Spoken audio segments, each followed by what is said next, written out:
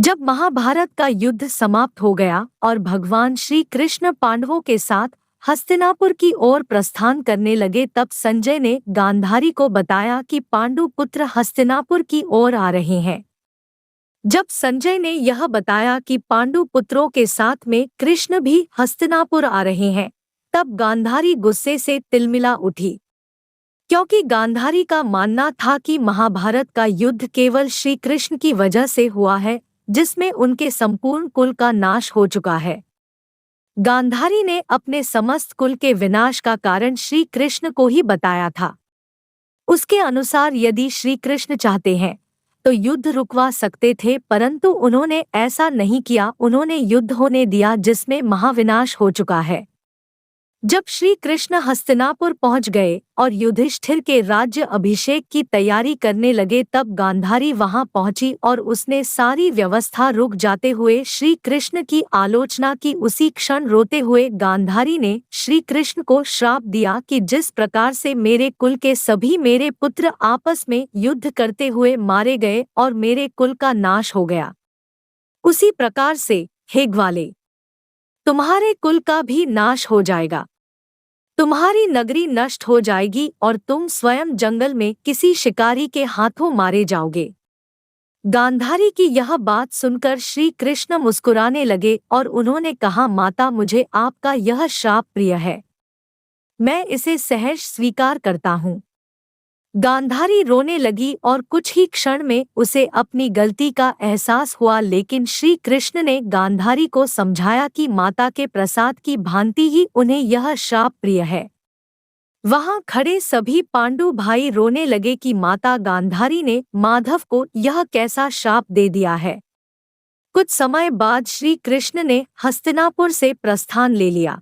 शास्त्रों में बताया गया है कि श्री कृष्ण स्वयं मां गांधारी के श्राप के इच्छुक थे, क्योंकि पृथ्वी पर धर्म स्थापना का श्री कृष्ण का उद्देश्य पूरा हो चुका था।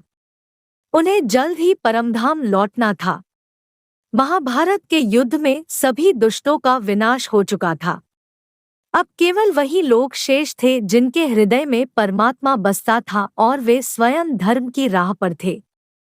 लेकिन द्वारिका नगरी के लोगों ने महाभारत के युद्ध में भाग नहीं लिया था, जिस कारण से द्वारका में अभी भी वही पुराने रीति रिवाज चल रहे थे।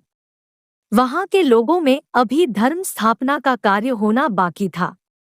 इसलिए भगवान श्री कृष्ण ने गांधारी के श्राप के जरिए द्वारिका में धर्म स्थापना का निश्चय किया था। एक अन्य कारण यह भी था, जब एक दिन द्वारका नगरी में कुछ संत जन भ्रमण पर निकले थे, तो वहीं पर श्री कृष्ण का एक पुत्र अपने कुछ मित्रों के साथ अठखेलियां कर रहा था। उसने अपने मित्रों संग मिलकर ऋषियों के साथ मजाक करने की सोची। उसने स्त्री का भेष धारण कर लिया और अपने मित्रों के संग ऋषि के सामने जा प्रकट हुआ। उसने ऋषि से कहा, मुनिवर, मुझे बताइए मेरे गर्भ से क्या उत्पन्न होगा। ऋषि ने पाया कि यह युवक उनके साथ उपहास कर रहा है। ऋषि ने उससे कहा कि तुम्हारे गर्भ से एक ऐसा मुंसल उत्पन्न होगा जो तुम्हारे समस्त कुल का नाश कर देगा। किसी की बात सुनकर तुरंत ही उसने क्षमा मांगी, परंतु फिर क्या लाभ। कुछ ही समय में ऐसा हुआ भी, श्री कृष्ण के पुत्र के गर्भ से एक लोहे का मुंसल उत्पन्न हुआ जो थोड़े समय में अदृश्य हो गया। इसके पश्चात कुछ ही समय में गांधारी के श्राप का असर द्वारका नगरी पर दिखने लगा था। द्वारका में आए दिन अनहोनी घटनाएं घटनी प्रारंभ हो चुकी थी। चूहों की संख्या इतनी ज्यादा बढ़ चुकी थी कि लोगों का जीना मुश्किल हो गया था। लोगों में आपसी द्वेष और झगड़े बढ़ चुके थे। द्वारकावासी तामसिक क्रियाओं में लीन रहने लगे थे।